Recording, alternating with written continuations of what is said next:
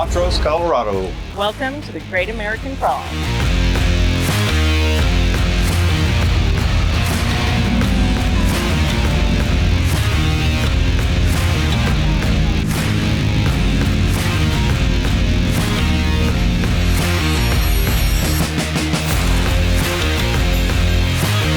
Trying, and it was a 10 plus. It had optional lines. You could run it, I believe, as a 10, or you could run it as a 6-ish type trail up through there. We chose most of the harder lines coming up through it, except for the end.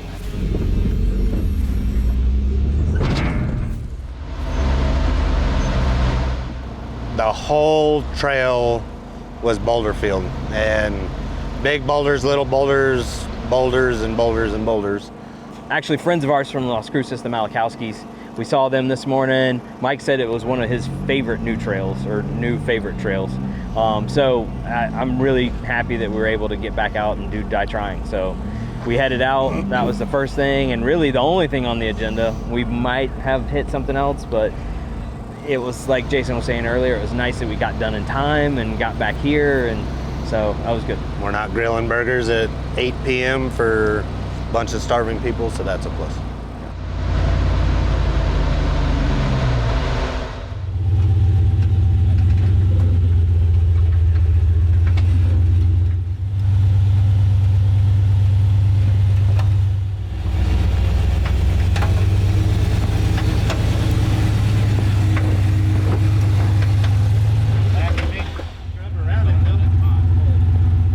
I got to see where Gary didn't get the right line the first time, and then he backed up and got on the right line. So there is some value in going behind Gary, because sometimes he does show me what not to do.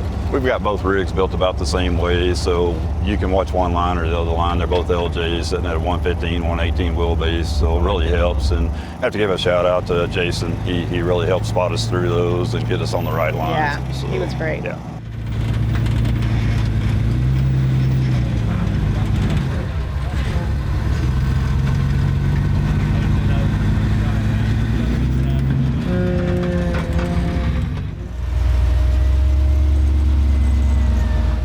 I like to make sure everybody's moving forward and not just going 5 feet and banging their diff. And you know, sometimes you gotta think of it as being in a creek or something and stepping just stone to stone to stone. That's sometimes the way you gotta operate the tires on the crawlers. I mean, that's just the way it works. So I like to give us ample room between us and the next guy in front of us, to where, you know, you can see what's coming. You can kind of pre-plan.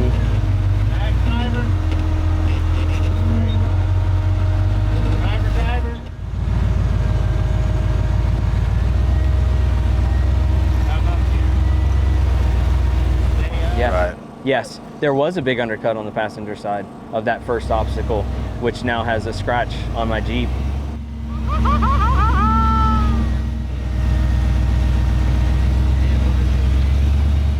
The only 2 Great American Crawls that Jason's been to this year. That's unfortunate.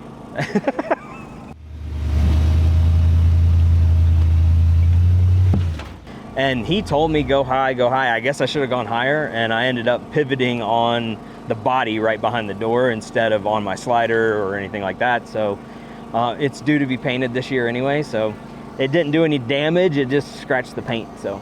And part of that too is back to the silt sand, is you had to drive up on the sand wall, and that was progressively getting broken down, and the hole next to the boulder was getting worse. And yeah, and the front end just was like sliding around as you were trying to go up it. So it is what it is. Like through right here, that's a task.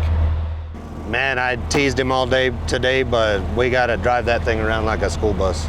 And you got to think about turning it a quarter mile before we're going to make the corner, you know, so just different mindset. And once you kind of get used to how it reacts, you can anticipate it. So, you know, we know when we need to start getting them set up for it, which is early. So, you know, once we established that and I got comfortable with the dynamic of how it turned, it worked out after that.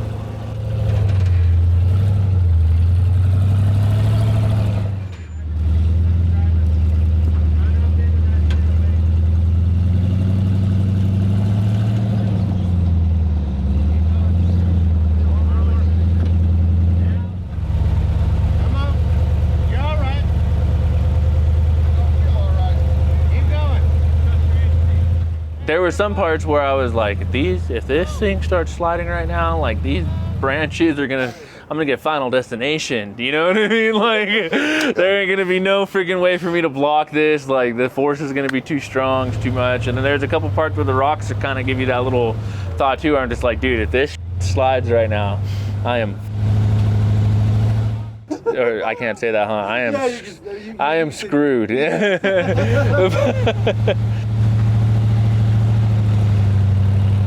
I literally pivoted that entire 9,000-pound Jeep off my rear half doors. So kudos to Moto-Built, because that door took it like a champ. Not a dent, not nothing. Still open, still closes perfect.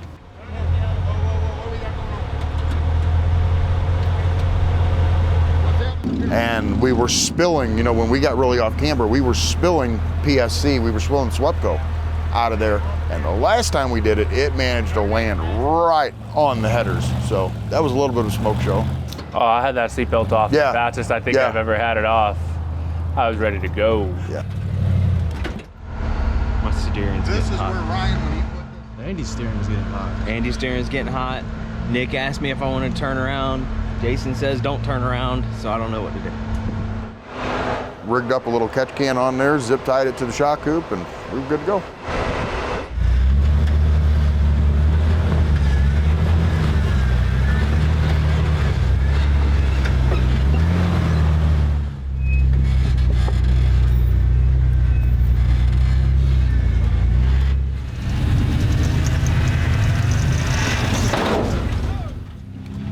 It was fun. I mean, it was a neat boulder field. And you know, and it was just, because it was just wide enough too, that you were able to kind of pick your line and, I mean, do what you wanted to do. And he was able to make the trail interesting.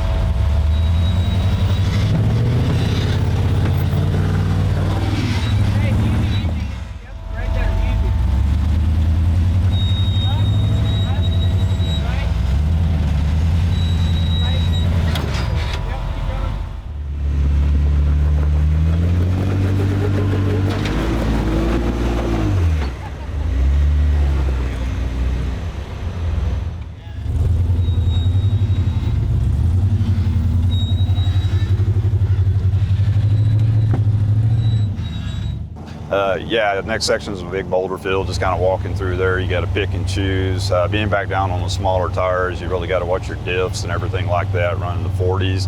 Makes it more technical.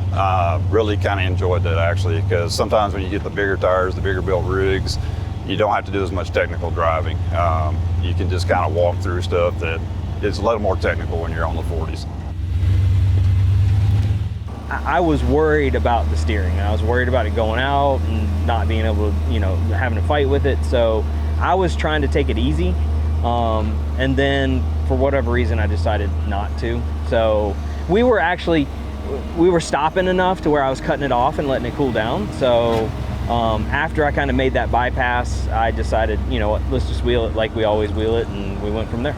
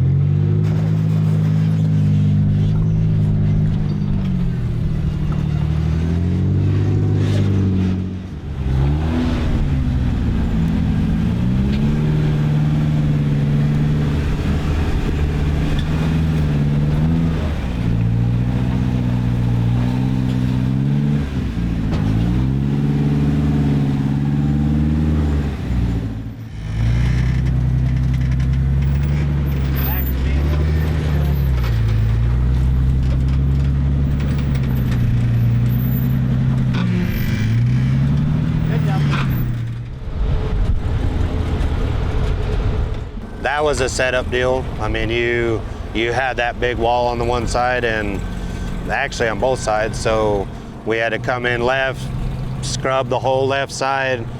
Then there was big boulder, climb up on the big boulder enough to let it kind of pivot you over, and then get your feet back down to where it laid back away from the cage and tops and seat belts and whatever else was hanging up there. And yeah, once we got that figured out, it was pretty cool. clear sailing after that.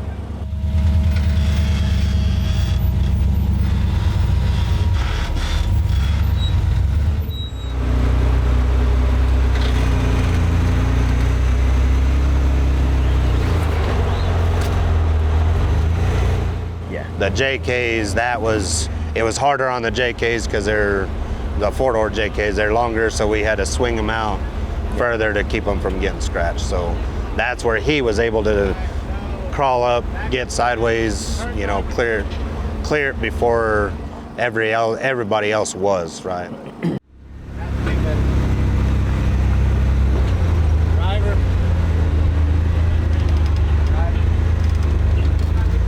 The rocks you're climbing, your driver's side tire placement, it leans you over really bad. So yeah, if you aren't careful, it's guys with hard tops, drip rails, soft tops, you're definitely dragging there. The smaller rigs, you know, shorter wheelbase, they were able to pivot them down so they didn't even have to climb on that bank on the driver's side. They were able to kind of scooch in between that rock. That was not happening for us. We definitely had to use the cage to pivot a little bit, which is good, you know, I mean, that's what it's there for. Yep. Andy shined today, and it was cool. And those are some of the times when you get a guy that's comfortable and we start working well together, and we can start putting them on stuff that they're not comfortable, testing their comfort level or comfort zone or however you want to say it, and they do something super cool. You know, Andy, I had no idea his smile went to here. You know, there was a couple of them times today that, you know, he was just pumped. I think you guys probably got video and pictures, and, you know, that's cool. And yeah, no, he's doing good. It was awesome today.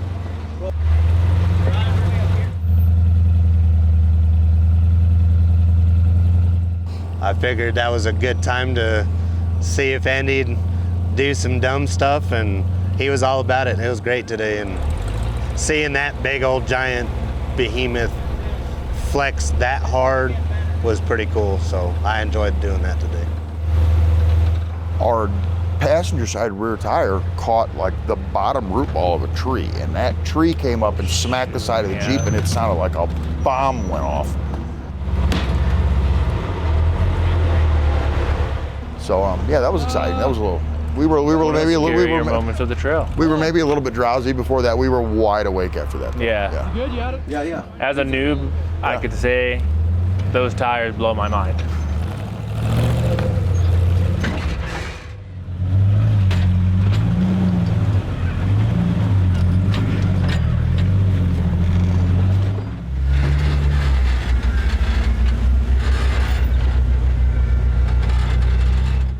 The rocks and boulders moved a lot more on that. So you really did have to give it a little bit more gas, pedal it a little bit more to get over some of those, because I did, even with the stickies. That last hill was probably a little bit mix of West Coast crawling, East Coast crawling. I mean, you had some technical in it, but you also had to bump and go with it and use a skinny pedal to get up it, carry your momentum up the hill, because it was a pretty steep grade coming out of there.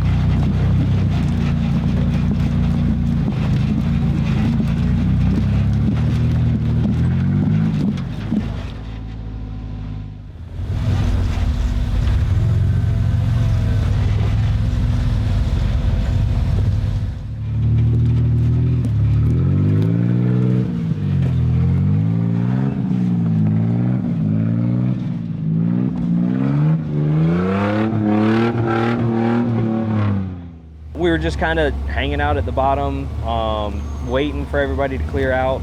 Really cool. There are a lot of big boulders, but it had a very distinct line. And if you could see the line, you could just cruise right through it. I got up about halfway and hit one spot where I had to back up a little bit and just kind of go a little more driver, and then I was just back off to it. And yeah, it looked very intimidating.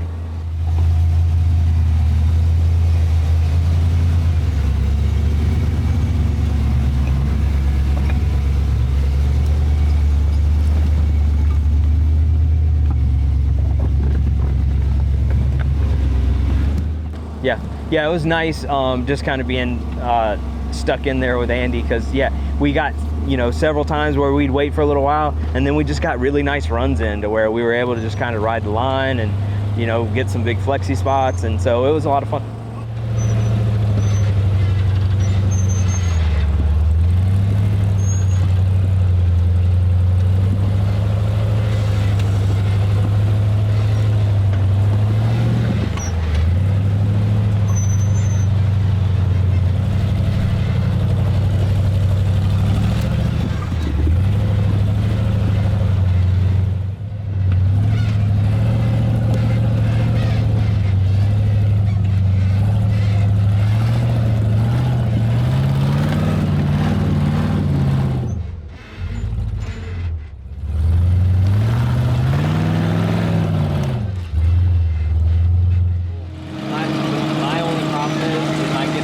Sketched out and the power steering starts wandering like it was yesterday. This is way more of a roll down than... Oh yeah, no, you'll end up down here. All the way. Probably upside down. Maybe on fire. The waterfall was a good obstacle. It was a really good obstacle. If you're gonna do that line, you need to like back up and get way over here and hit it way at an angle, like probably more broadside than he even is right now, right?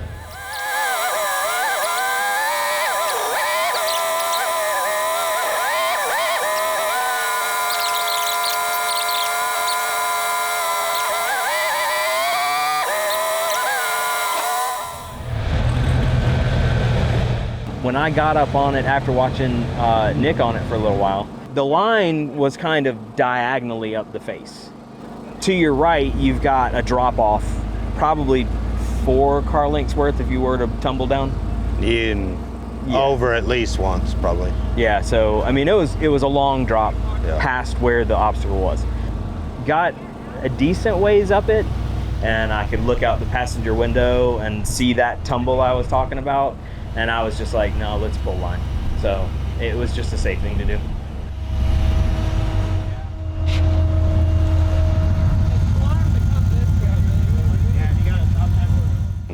You know, you get those where you got to go up crooked towards it. You can't see it. All you can see is dirt way down there. You know, that's hard to stomach some days. I mean, even for the best of some of these guys, I mean, it's the intimidating factor gets real. I'm 0 for 2 in Colorado for big ledges with the drop off on the passenger side. When you get to that make it or not point, you're just in a really precarious situation where if you make it, great, but if you don't and your back end slides, that's going to be a bad day. You're going to come all the way back down to say hi real fast. Oh, dude, when it started sliding at the very top, that whole hill down there, it was like in the movies where like the effect kind of stretches it out, right?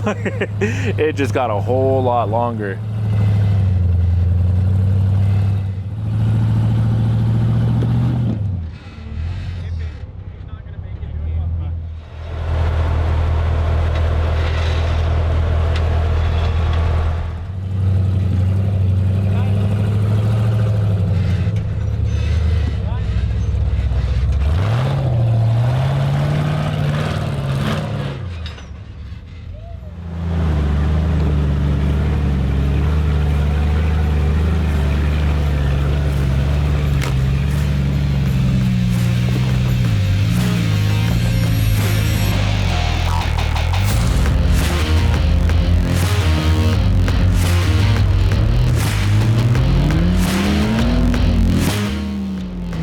yeah, everybody got back. Everybody was good, and it was a good day. I mean, that is a super fun trip. You know, we did our barbecue, hamburgers and hot dogs, and the crowd was great. Had people from all over. We had them down from the coast of Texas all the way up, and it's great to have a good turnout like that. So very diverse crowd coming through. Yeah. This is for a free set of Dirty Life wheels up to 20-inch.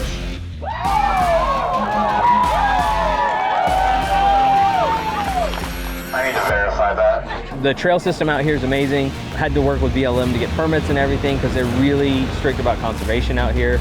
I mean, and even the staging area shows how much they care about this area. So great trail system, loved it. I would love to come back and hit some more trails that we didn't get a chance to hit this time.